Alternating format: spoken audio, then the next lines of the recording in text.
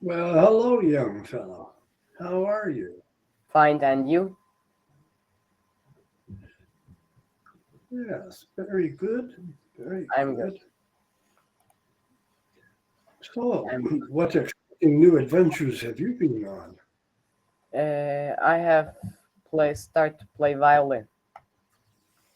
Started to play violin. Yeah. Now, I took violin for a short time when I was in grade 6. So I would Oh, have been about 11 years old, I think. Now, I didn't like playing violin, but it was not because of the violin, it was because of the music. They wanted me, oh, of course, to learn how to play Tchaikovsky and Bach and Beethoven. And a 10-year-old, 11-year-old boy doesn't have that much appreciation for that kind of music when my friends, they were all playing the Beatles, rock and roll songs and stuff. But there are two types of violin playing. There's also what's called fiddle playing. And a fiddle is a violin, but it's being played differently. With a fiddle, there's a lot of finger plucking as well as sawing with the bow. yeah. Okay, and fiddle music is dance music. With a real good driving beat. Fiddle music. It's very popular in some of the European countries. It's popular in Ireland. Um, some of the southern states, in the United States. Now, fiddle music, that's very different than orchestra music. So, tell me about your violin lessons. And yeah, Actually, I have started to play violin from YouTube. My father said, "Let's choose an instrument for your three. We are two brothers and a sister. My brother start to play piano. My sister start to play guitar, and I start to play violin. And my brother and sister is a little bit slow. Actually, they don't try to play a lot. And I have started to learn violin from YouTube, from some videos, and after I have learned a little bit, I have tried to play a part of a music called school music in Turkish. It's Turkish, and it's too much easy to play at violin.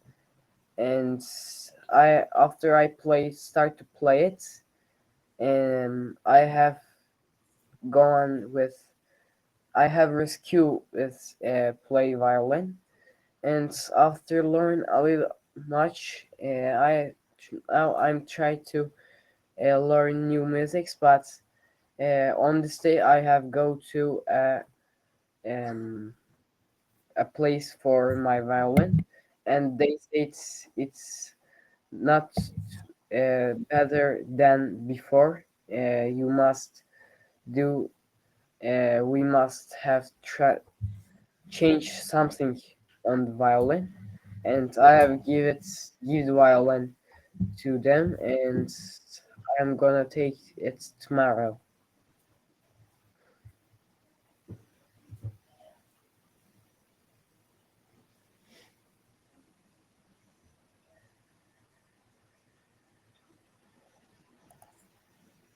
your voice and your picture froze just at your last sentence.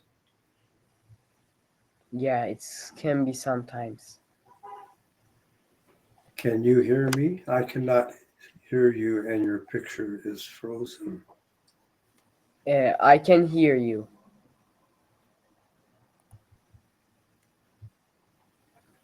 I can see you moving a little bit, but your voice, it is not coming through. We are still connected, though. It will probably, you know what you might do is refresh your page, and I'll bet you it comes through better.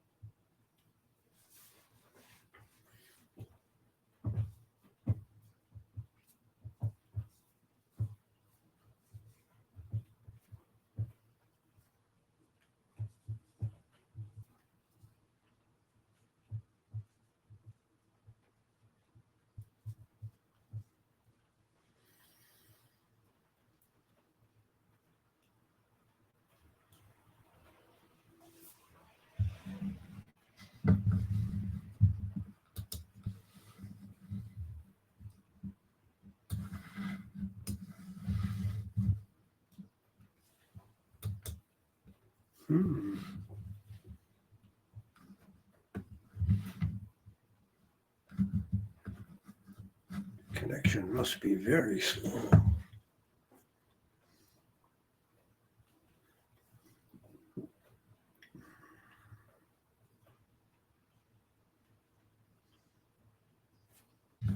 I wonder if I can pick them up on this other one.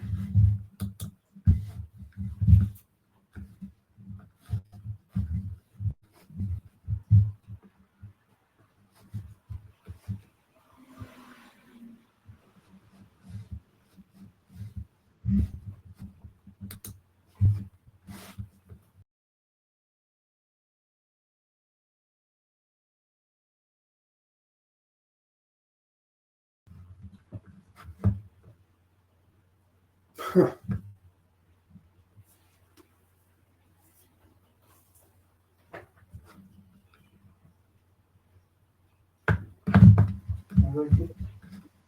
Oh, Hey, does my voice coming? I hear you. I can hear you and see you. Oh, okay. Yeah, we got cut off just at your last sentence there. But yeah, I heard most of what you were talking about. Mhm. And how is your life? How is my life? Too busy. Too busy. Oh. Yeah. I am supposed to be retired, you know, like I'm 70, I think I'm 70 years old, 71. Yeah, 71, I guess. You lose track after a while. Who cares? You know, so, you know, I should be sitting around. I have a nice fishing boat. I should be out in my boat fishing, you know. We have a sailboat. I should be out on the ocean sailing. No, I am working on my son's house. Next door, we bought a house for one of my sons. I'm over working on that. And when I'm not working on that, there's some very interesting political developments in the world today that affect the industry that I work in or that I worked in. And because of these political developments, there are opportunities in my old industry today that they are important, you know. And I look at these things and I think, I see people working on these opportunities, but I think they're doing it wrong. They are not going to succeed with their ideas. I have an idea that I know will succeed. And I have done this kind of stuff many times before, and this is the work I do. But am I interested to go start another business now? No. Do I want to go start another business now? No. Will I go start another business now? Unfortunately, no. So what can I do? That's my dilemma. How can I push that? This is part of the sustainable, renewable energy industry. My idea has to do with taking our energy from the moon, using the moon's energy here on Earth, and how that can be done. and how it can supply a huge amount of energy every day, all the time. Okay, and that's worth examination. That's worth development, something like that. And there are a couple companies that are working on this technology, and I see what they're doing, and I think, no, my idea is better. So I am thinking maybe I can find the right engineers, the right team leader, somebody like myself who could take my idea and go with it. I don't even want any money. It's not the money. Money's not going to do me any good. I'm very happy living where I live and doing what I do. I don't want to go anywhere. So I just want to see this done because it should be done. So that's kind of my problem, is trying to find somebody like me. And well, there are not very many people like me. Correct. And how do you think that you can get moon energy to the Earth? Oh, it's all around you. It's all around you every day. Yeah, it's already here. All we have to do is reach out and take it. Seriously. Think about the moon first. The moon goes around the Earth every day. Always. Always has, always will. So any energy that the moon can supply to us is available every day, forever. Okay. Secondly, what kind of energy is there available at the moon? Well, the first thing you think of is you have speed. The moon is speeding around the Earth. Okay. So you have speed. You also have centrifugal force. The force of fast movement on a curve pushes you to the outside. It wants to escape. And you have gravity holding it to the Earth. Gravity holding it to the Earth. So there is a connection between the moon and the Earth in the form of an energy called gravity. What effect does gravity have on the Earth? Can you think of an effect of gravity from the moon on the Earth? No. Yeah, it can't be. What about the tides? What about the tides of the ocean? It can be. Are you familiar with the tidal movement of the ocean? Yeah. The tide comes into the shore, goes out from the shore, comes into the shore, goes every day. Trillions and trillions of cubic tons of water move all over the world every time the moon goes around the Earth. It always has, and it always will.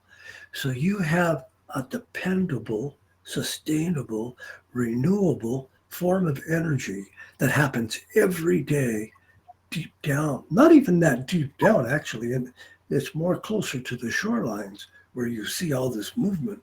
You see the water come in and the water go out every day. So how hard is it to capture the movement of water? We already do it. There's hydro dams all over the world. So why can't we capture the movement of the tidal energy from the moon that moves massive amounts of water to and from our shores all over the world every day? Always has and always will. Correct.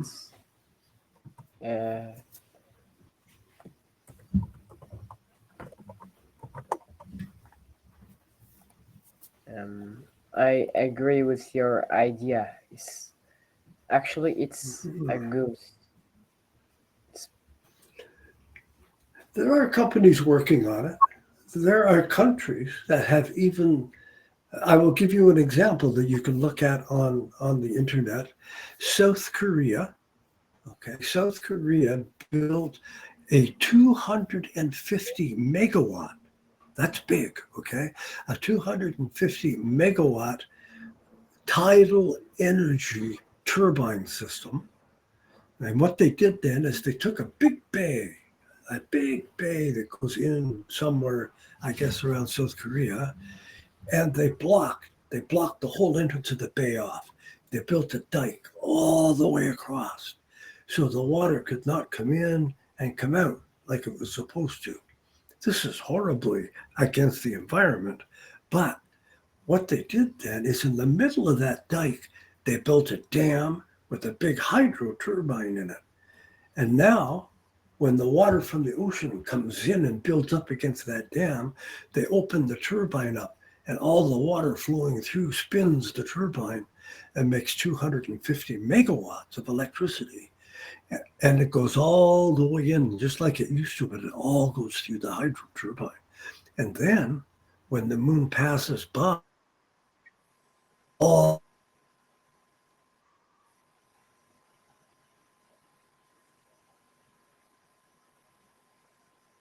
they're using tidal energy in South Korea.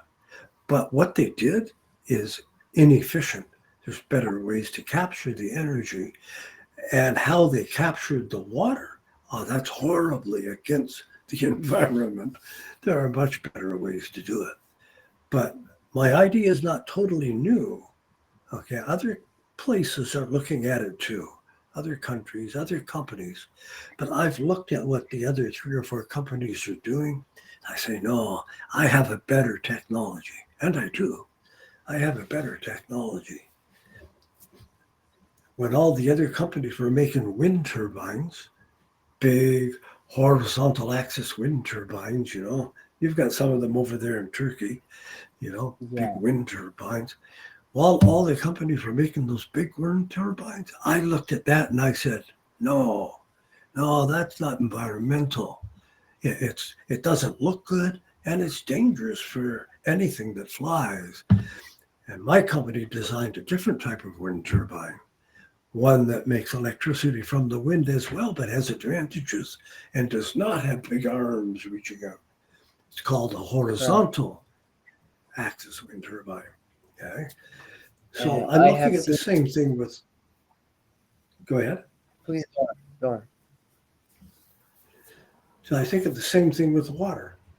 If you just simply design a water turbine, not based on what exists today, but based on what you're doing in the ocean, I think you can capture a lot of energy from the movement of the water as it goes in and out from the shorelines all over the world.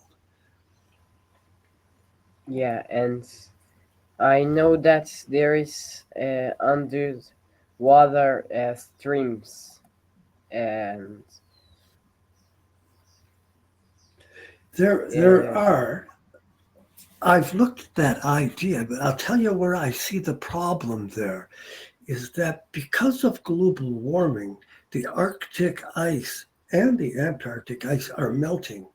And as this massive amount, and there's a lot of it, of Arctic ice melts into the ocean, it's going to cool the water of the Atlantic and the Pacific Ocean. And as it cools the waters of the ocean, the thermoclines, the paths that water would normally travel are going to change.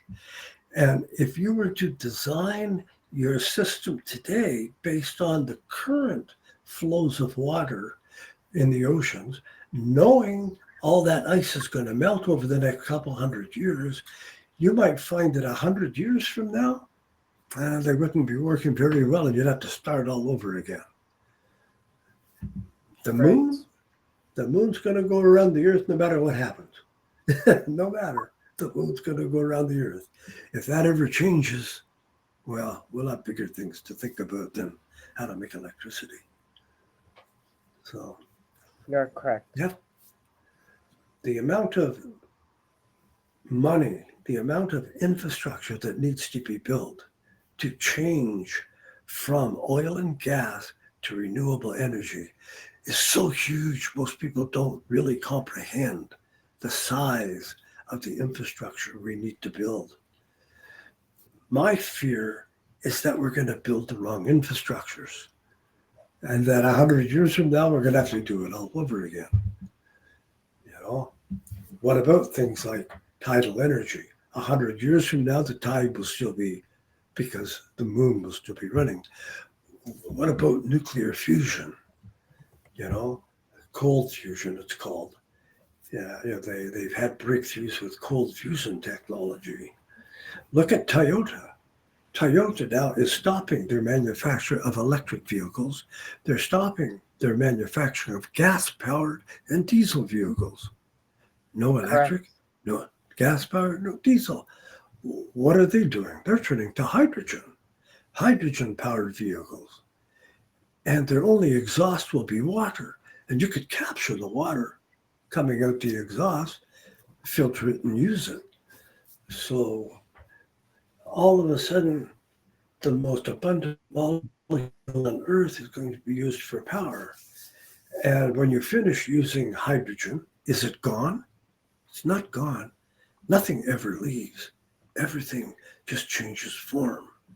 So you're going to put hydrogen and oxygen in to make electricity to run your wheels, and your exhaust is going to be water, hydrogen and oxygen out.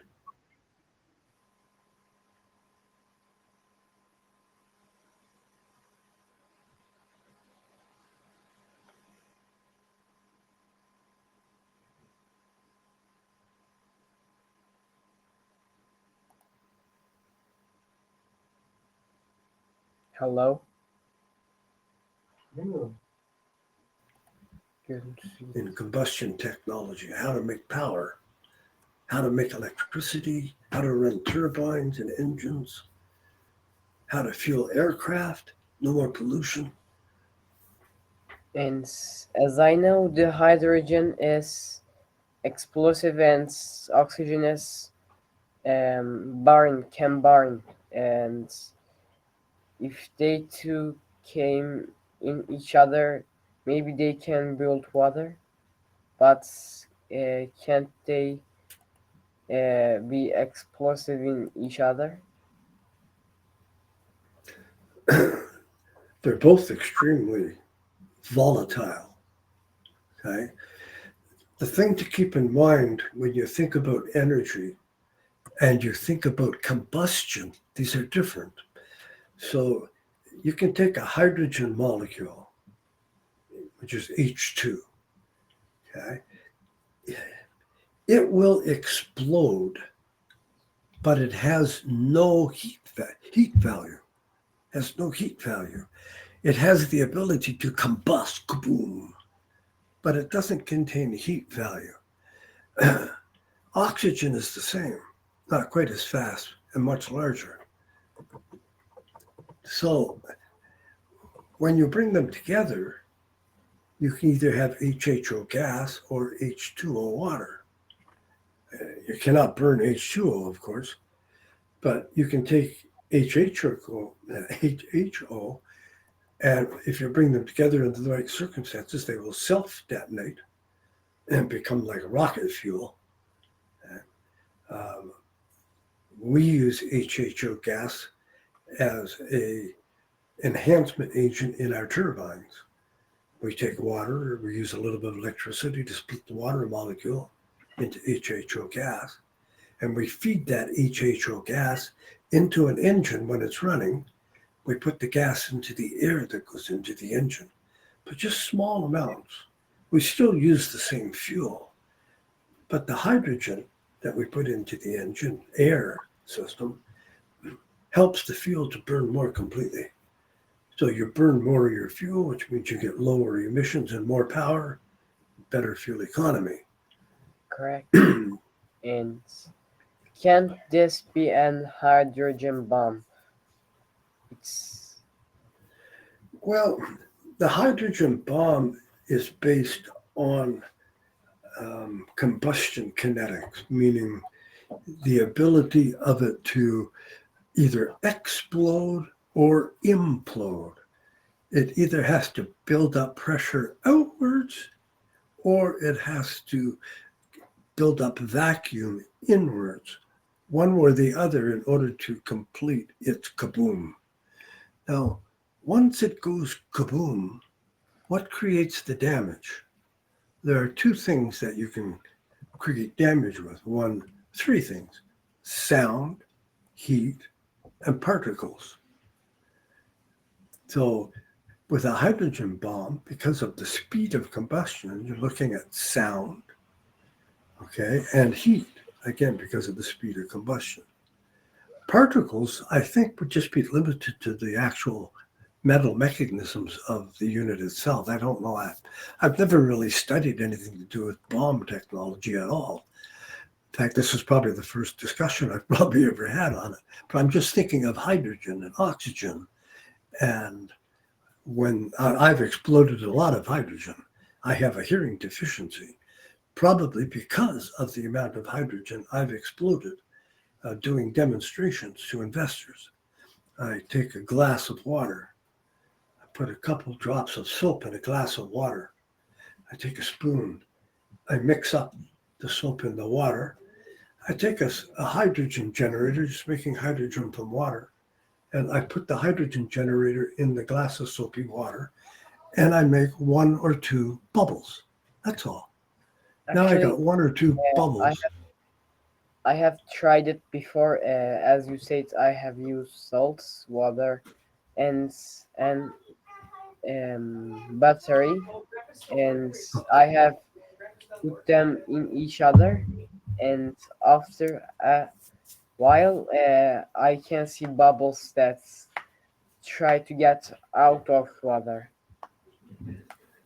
Okay, well, if you put soapy water, the bubbles will build on top of the water. Then you take a barbecue lighter, put on earphones, take barbecue lighter, touch the soapy bubble. Oh boy, the explosion in the glass is big. The sound is big. And it has no energy though. If I take an atomic bomb and put it front of this hydrogen, if it's as I know, it's been an hydrogen bomb and it's more destroyer than atomic bomb, isn't it? I don't know. I mean, I know the power of hydrogen. It is the fastest burning molecule. Yeah, but I think like that's because the Google light writes like that, and as I know, the sun have used this as same. Like the interesting thing about hydrogen is that because it is the smallest molecule, a glass of water this big has enough hydrogen in it to totally demolish a whole city just with one glass of water. Actually, I have tried it at my middle school at 8th grade, and as you said, it's my teacher has said hydrogen like all over the room can destroy everything at here. Well, I'll point something out that a lot of people don't equate to this conversation, but it's this. See this glass of water? Yeah. This is hydrogen and oxygen. Okay? We're talking about two of the biggest energy sources around us, hydrogen and oxygen. Here it is in my glass. Medical sciences tell us that our body is 70% water, hydrogen and oxygen. And we're talking about how much energy there is in a glass of water. So my comment would be, I wonder how many glasses of water I should drink every day if there's that much energy in water. Bottoms up.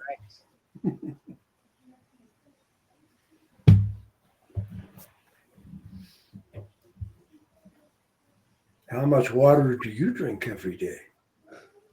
Actually, maybe 5 big glasses. Well, that's good, yeah, 5 big glasses. If you were outside exercising or working a lot, probably 8 would be better. Yeah. Yeah. You're correct. I drink a liter every day, sometimes more, especially in the summer. and see you at next.